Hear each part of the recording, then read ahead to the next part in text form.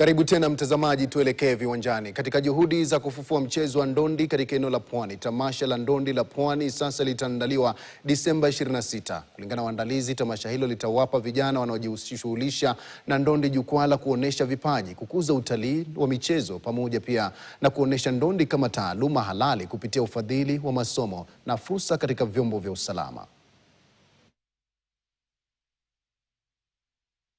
Tunatayarisha michuano between 8 and 10 bouts ambayo zina representation from the local boxing clubs zenye ziko within Mombasa County. Na hii yote ni kuprovide platforms kwa hawa vijana ambao wamejihusisha na hii. Saizi tukizungumzia Mombasa upande wa boxing ni sasa sana kuzungumzia mfalme ambaye ufalme wake umeanguka.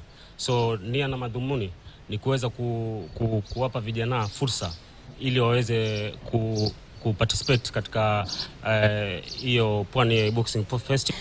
Changamoto kubwa kwa wasichana huwa ni kukosa opponent. Una train vizuri na timu yako, unaenda game kama mmetoka Mombasa mmeenda Kisumu, hakuna opponent. Changamoto ni kama ukiangalia gym yetu hakuna vifaa vyote. Tunatrain pale Mjambele school, kwa school mpya alijenga Bezimba.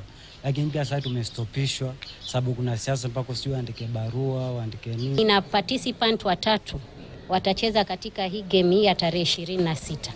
Ningependa viongozi wetu, wabunge wetu wajitokeze kutusaidia. Wewe mwenyewe ukifika tu hivi unapata unaona tu ile scene yenyewe inakuonyesha hapa pahali si poa.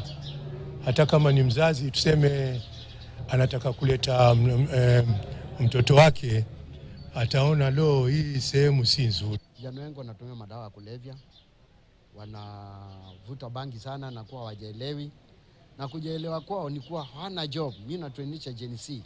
Ni kuwa hana kazi ya kufanya. Inabidi watumie kuharibu kichwa ili atakakoe wajua wakitaka kunyang'anya mtu eti nyang'anya mtu kama iko macho mpaka atie vitu ya kumharibu kichwa. Na bao la Edmund Tapsoba katika dakika za lala salama lilitosha kuwapa